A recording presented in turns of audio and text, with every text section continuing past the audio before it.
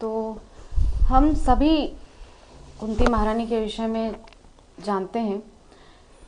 उन्होंने अपनी स्तुति में एक श्लोक भगवान से वहाँ कहा है कि विपदा संतुता शश्वत तत्र तत्र जगत गुरु,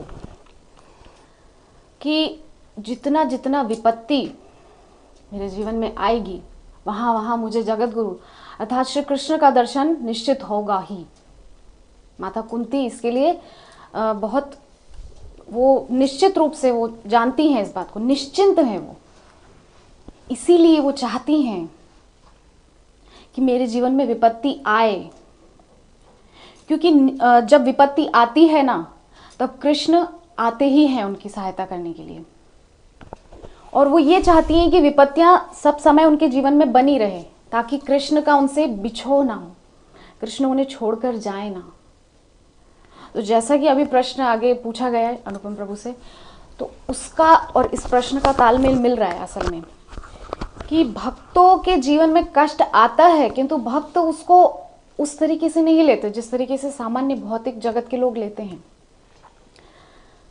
भक्तों के लिए कष्ट भी भगवान के स्मरण का एक बहाना बन जाता है कि जितना जितना कष्ट होगा उतना उतना हम ज्यादा जप करेंगे, ज्यादा भगवान के दर्शन करेंगे, श्रीमद् भागवतम का अध्ययन करेंगे, गुरु महाराज के पास बैठकर अपनी शंकाओं का समाधान करेंगे। मतलब ये न के न प्रकारेण जीवन में कृष्ण से और कृष्ण के प्रिय भक्तों से निकटता होगी जितना ज्यादा कष्ट होगा। तब आगे कुंती महारानी इसी श्लोक में कह रही हैं कि आपका दर्शन यदि होगा तो अपुनर्भव दर्शनम, तब पुनः हमको इस भव सागर में दर्शन करने, मतलब इसका भव का दर्शन नहीं होगा पुनः, इस भव सागर में हमको पुनः, यानी कि पुनरपि जननम पुनरपि मरणम पुनरपि जननी जठरे शयनम, ये फिर से माता के गर्भ में आना, पुनः जन्म लेना, फिर मरना, इस प्रक्रिया से हम बच जाएंगे। तो जो मूल तत्व है, कुंती महारानी क्यों दुख चाह रही है, वो इसलिए क्योंकि कृष्ण का स्मरण बना रहे और इस भव बंधन से सदैव के लिए मुक्ति। तत्पश्चात दूसरा यहाँ पे एक बिंदु है कि गजेंद्र कष्ट में भगवान को याद कर रहे हैं। तो जैसा कि श्रीमद् भगवत गीता में भगवान स्वयं कह रहे हैं कि 4 प्रकार के लोग मुझे भजते हैं। एक तो होते हैं आर्त, एक होते हैं जिज्ञासु, और एक होते हैं अर्थार्थी, और एक होते हैं ज्ञानी। तो जो गजेंद्र है वो ना तो उस समय अर्थ की कामना भगवान से कर रहा है कि मुझे अर्थ मिले, ना उसकी वहां कोई जिज्ञासा है, और ना ही वो बहुत ज्ञानी है। उस समय वो आर्त है, आर्त भक्त की श्रेणी में आ रहा है, यानी कि वो दुख से पीड़ित है। तो दुख से पीड़ित होने के कारण भी भगवान को याद कर रहा है और संकेत से याद कर रहा है। वो पूर्ण रूपेण नाम नहीं ले रहा है। उसने पूरे 33 श्लोकों में गजेंद्र मोक्ष की जो स्तुति है उसमें कहीं भी उसने उल्लेख नहीं किया कि नारायण आकर के मेरी रक्षा करें या श्री हरि आकर मेरी रक्षा करें। उसने सिर्फ संकेत किया है कि जो सर्व जगत के पालन करता है, जो देवताओं का भी पालन करते हैं, जो समस्त ब्रह्मांडों के अधिपति हैं, वो आकर मेरी रक्षा करें। सिर्फ संकेत मात्र से वहां पर भगवान की स्तुति गजेंद्र ने की है। बहुत सुंदर वो गजेंद्र मोक्ष का स्तोत्र है।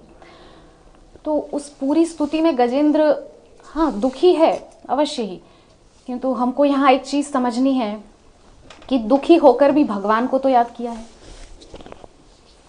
किसी पारिवारिक संबंध को याद नहीं किया है।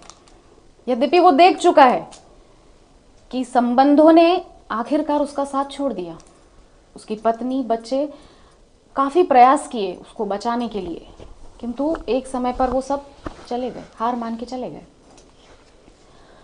तो गजेंद्र ने अंततः शब्द बहुत महत्वपूर्ण है, अंततः भगवान को याद किया।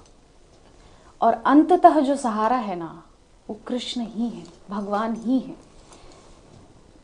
सप्तम स्कंद में जब नारद जी युधिष्ठिर महाराज को बता रहे हैं पूरी लीला कि किस प्रकार से शिशुपाल का जब भगवान ने मस्तक अलग किया धड़ से, तो युधिष्ठिर जी महाराज ने वहां पे प्रश्न किया कि ये क्या है, ये क्यों हुआ है?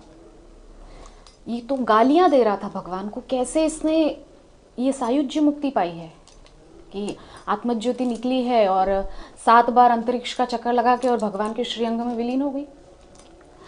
तब वहां पे नारद जी ने कहा है कि कामात, क्रोधात, भयात, स्नेहात, चाहे किसी भाव से भगवान की भजना की जाए, निश्चित तौर पे भगवान उसको प्राप्त होंगे ही। तो गजेंद्र ने यदि दुख में याद किया है तब तो अच्छी ही बात है।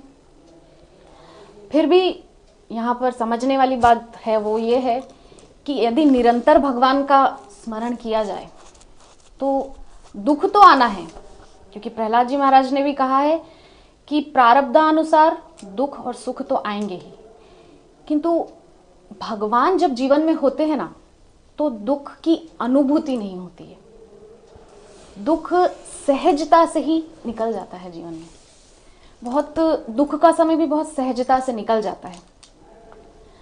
इसीलिए चेष्टा यही करनी चाहिए कि स्मरण निरंतर बना रहे, कृष्ण के चरणारविंदों का, माधव के चरणों का निरंतर स्मरण बना रहे।